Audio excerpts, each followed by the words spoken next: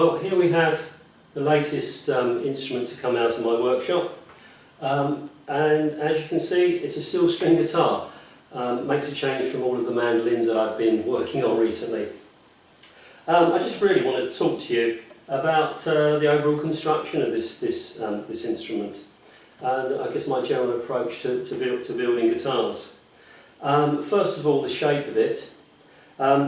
This is a shape that I designed myself, but the overall dimensions are very close to the OM size guitars, and I feel that really that this is the ideal size for a guitar for people who like to play sort of finger style.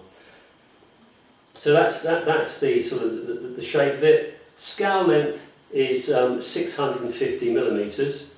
A little bit longer than some steel strings, but that helps to give you a much more kind of bell-like tone, and also being a longer scale, it puts more tension in the strings. So if you're somebody who likes to use alternative tunings, you can tune down and the strings will still be taut.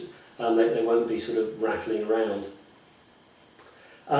Underneath this soundboard, and in this case it's some really nice European spruce with some bear claw figuring.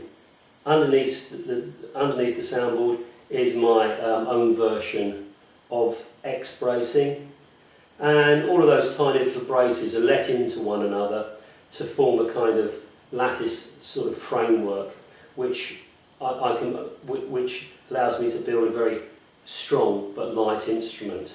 And to my mind, lightness equals responsiveness. The rosette on this is made from some koa wood, which matches the back and sides, which I'll show you in a moment. I've used rope purfling around the outside of it and around the outside edges of the instrument, and it's all bound in rosewood.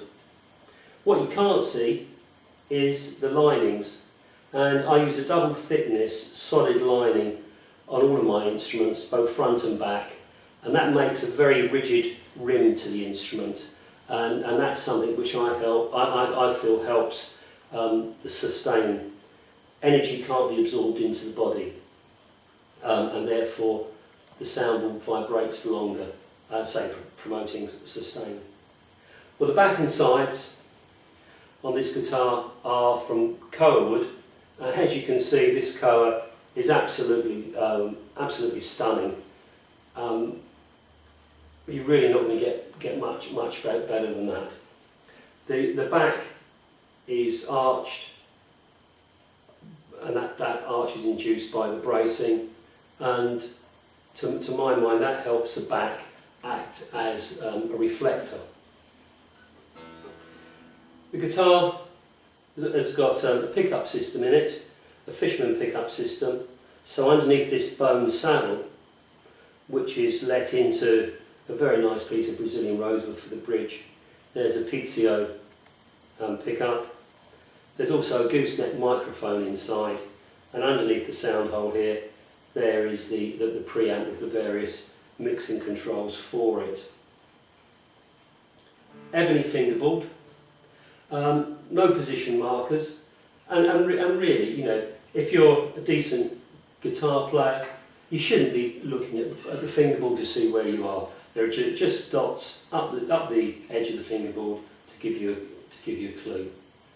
The fingerboard itself is ebony, and on all of my instruments I have a compound radius, so it's a tighter curve here than it is down here.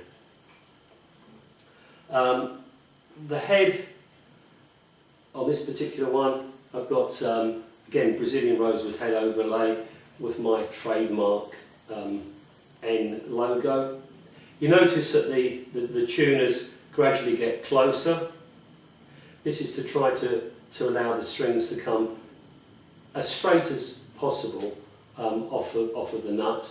And also one of the things I hate to see is the strings from these tuners binding against the sixth or the first tuners like you do on many guitars. The neck is Brazilian mahogany. I use a spliced head joint, much stronger than an instrument that's just been bandsawed out of one piece. I always cut down the middle and laminate the neck. The laminations again make for a very stable neck.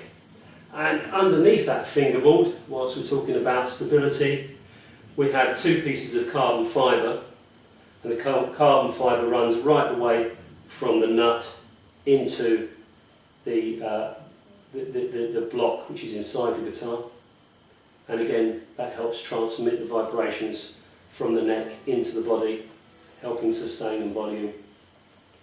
And also there's a double action truss rod.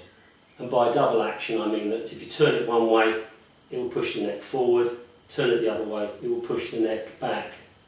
But on saying that, my necks tend to be very stable, and that's just really there just in case. I mentioned the block that's inside here. All of my necks are fitted to the body with a dovetail joint. I know that many manufacturers screw the necks on these days, but I think you'll also find that some of the boutique manufacturers, for want of a better phrase, are going back to dovetail necks and really promoting that as a feature, whereas on my guitars it's always been something that's standard. As far as the finish is concerned, well, I French polish my instruments. Although the French polish is a very light, a light finish, and if you're careless with the guitar, you know you're clearly going to damage it. But as far as most of my clients are concerned, their main priority is the tone of an instrument. And if you put too much lacquer on an instrument, it deadens it. And I think many luthiers and more players are beginning to realise that a thin finish helps the sound of the instrument. So there we have it. The latest Nava steel string guitar to come out of my workshop. Some of you might be wondering how much it costs. Well, as far as this one's concerned, that's between me and the client, but I can assure you that something like this will probably cost you less than the factory equivalent. So well worth looking at handmade guitars if you're looking to buy one. You heard me playing a few chords at the beginning there. I don't intend doing a playing demonstration on this. John, who's getting this guitar, has his own YouTube channel, so hopefully we'll hear him playing this pretty soon. So I hope you found that of interest. Lots of information about my work on my website and also on my blog. So thanks for taking the time to watch, and see you again soon. Cheers.